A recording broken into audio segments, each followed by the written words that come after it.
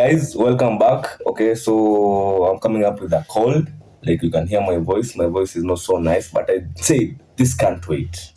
This can't wait. Okay, so remember to subscribe if you're watching this video, like, share, comment. And so I have tea. Today I have tea. And it's not this one, because this one I'm not sharing. I have tea. And I said, oh, okay. So I had something else planned for today. But I was like, no, I have to share this tea before it gets cold. So there's been a beef brewing on X. So next there's been an up and forth between two of the biggest sports journalists in Europe. One being Fabrizio Romano and the German, what's the German's name? So there's a beef between Fabrizio Romano versus the German Florian Plettenberg. So this whole thing started as a result of the Diomande transfer saga. So you see, like Diomande, there's been that to and fro since way before the World Cup ended. So there's been that to and fro. So we saw PSG were leading the race. Then Real Madrid came out. So there's been this thing. So we all know Fabrizio is the GOAT. So Fabrizio is the GOAT of transfers. We all love Fabrizio. Fabrizio, like, you remember people were making this joke. See, if Fabrizio says you're sure he's cheating, you're sure he's cheating. If Fabrizio says you're sure he's pregnant, you're sure. Like, people trust Fabrizio with their life. People trust, like, we just know when you hear, here we go, it's done.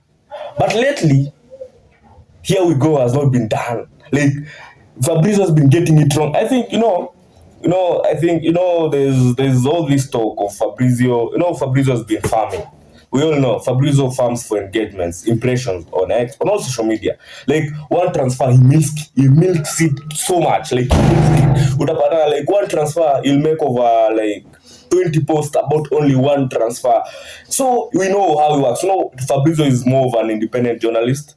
So he has to make ends meet. But his competition are employed like David Onstein. People kind of like now are switching from Fabrizio. I think with social media, you can never know what to do.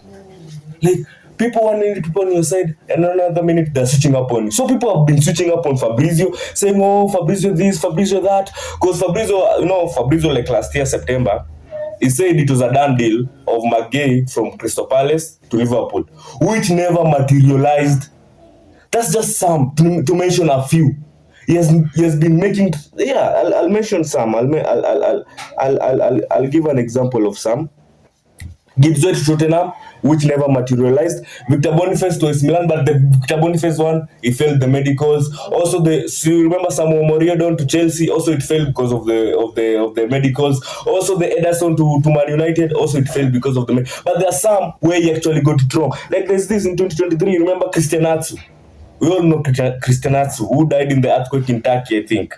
That guy who is a former Chelsea and Newcastle player. So when that earthquake happened, Fabrizio said he has been retrieved alive, which was not true.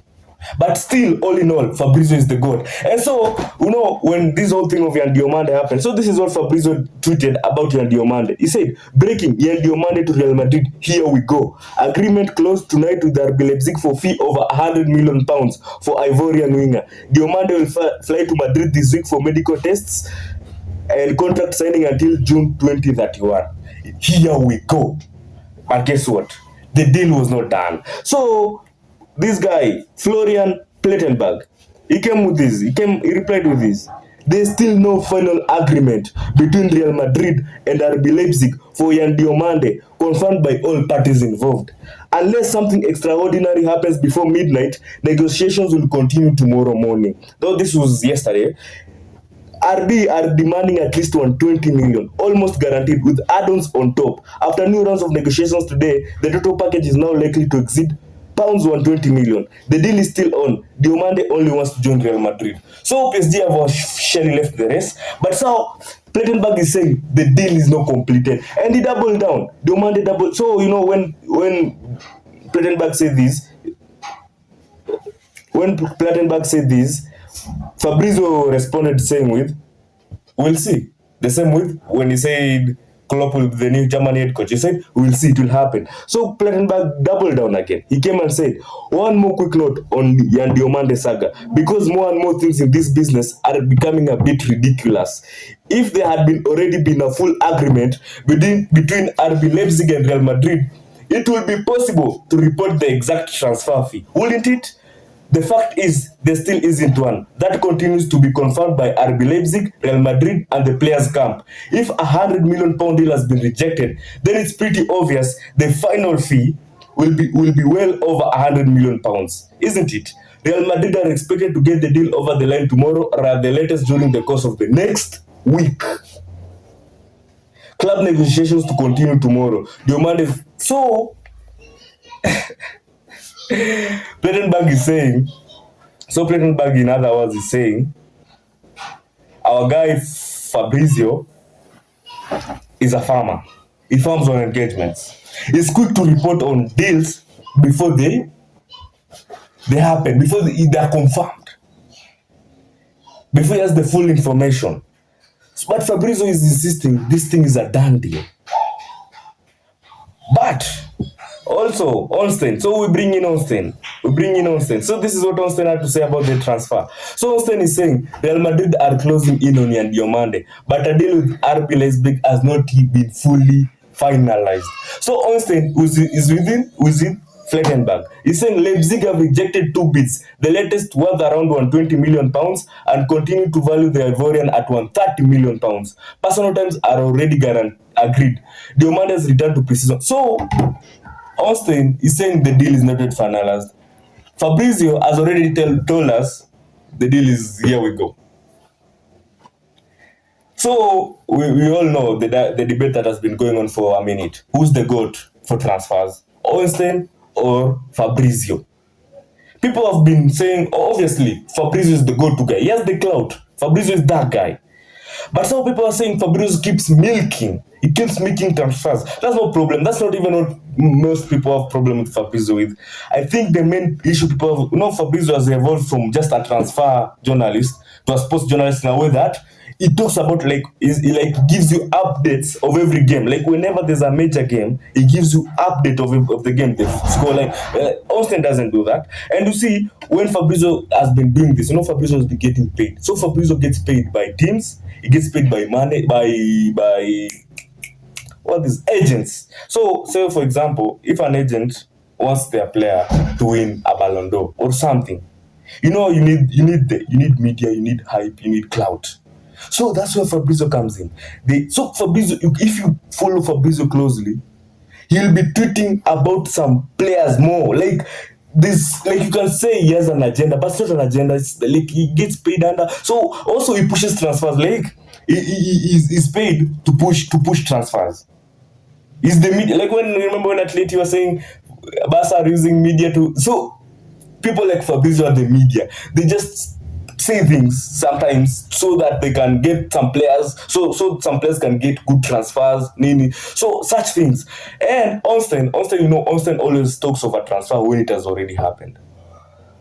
So Ornstein, Fabrizio will come. So if a transfer is about to happen, Fabrizio will be like monitoring, negotiating, advanced, close to closing on. Medicals have been booked, medicals have been done, boarding the plane. That's just one transfer. That's Fabrizio. But Ornstein will be like, the deal has been agreed, fee in principle, the medicals have been booked for next week, done, and it's gone.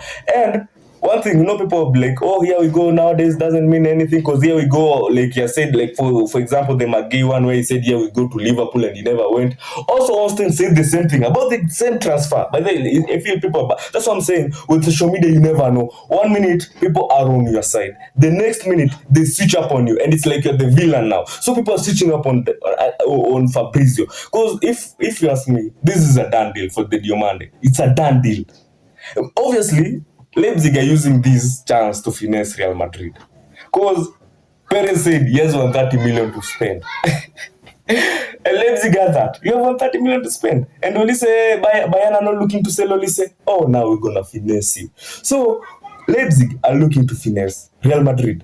And now Fabrizio is caught on a like, if this deal doesn't go through, like it's like Fabrizio's, what can I say? Fabrizio's credibility is lying on this deal. Like if this doesn't go through, this is going to be massive, massive. But all in all, if I was to be asked between Fabrizio and, like, we all know Fabrizio is the god. Even when I do transfers, I've done already part one and part two of transfers. Whenever I'm doing my research for the transfers, I never go around looking from me. I just go to Fabrizio's page. I just click Fabrizio, and then I just go scrolling down, writing. I just do. That's what I do. That's how much I trust Fabrizio. So Fabrizio, when it comes to the transfers thing, he never misses. Like, yeah, 1, 2, 3 times, but Fabrizio is the god.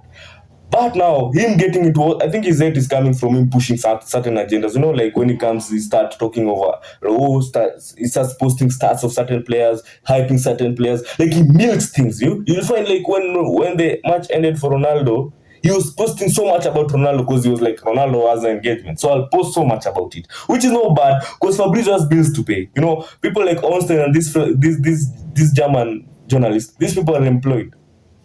They work for companies. They don't need the impressions. They don't need money from social media. So that's the difference people don't tend to understand. Fabrizio is doing this because it's a business. Fabrizio is a media house on himself. Like, he's not even the one tweeting all of this stuff. He has people doing this stuff for him. It's a whole setup. So he has all this. So, Fabrizio has contacts all through Europe, all through big teams, technical directors, my agents, where he gets this information beforehand. And I think this is what, Fabrizio, when he blew up, he did not blow up because of announcing transfers. Like he's not the first person to announce transfers. Like people have been doing it. The reason Fabrizio blew up is because of how fast. Like he was like the first person to announce it. Like the first person to announce it. Like when something happens, it will be Fabrizio first, then the rest will follow. So I think that got to his head. Because now Fabrizio is chasing that. He's chasing to be the first. That's why he wanted to be the first to say, here we go for Diomande. Before it was finalized. I think that's why he wants to be the first to say, I tweeted this, I was the first to break this news. And now, in this hurry to chase this, being the first person to do it, he now ends up being in a situation where this falls through. Because, currently, Diomande, the only thing that has been agreed, it's between Diomande and Real Madrid. Real Madrid are ready to agree with the RB Leipzig. So the moment Fabrizio saw Diomande and Real Madrid have agreed, he went on to tweet about it. So that it will be the first. So people like Austin, they wait. They say, players agreed. Okay, so we wait and see whether Leipzig and Real Madrid will agree. And if they agree, now we come and tweet about it. For example, we've seen, here we go, for Welbeck to Chelsea. The only thing that has been agreed so far for Welbeck to Chelsea, it's Chelsea and Welbeck. Player agreement. He has agreed to join Chelsea. But Chelsea and Brighton are ready to agree on terms, the fee and everything. And that's what people are saying. It's yet to be agreed. The deal is yet to be finalized. Because if it's finalized, what's the fee? They said, here we go. Here we go for Welbeck to Chelsea, but he has not announced the amount. Because Chelsea and Brighton are ready to agree on a fee. Brighton want a fee of £8 million. Chelsea are willing to pay around £2-3 million. So I think £4-5 million around there. So you see, that's what's happening. So that's the gist. I'll keep you updated as it happens because it's still unfolding. This year Diomande deal is so massive, bro. It has blown out of proportion. So I'll keep you updated. Like, share, subscribe, follow. Thank you guys for watching. See you next time. Adios.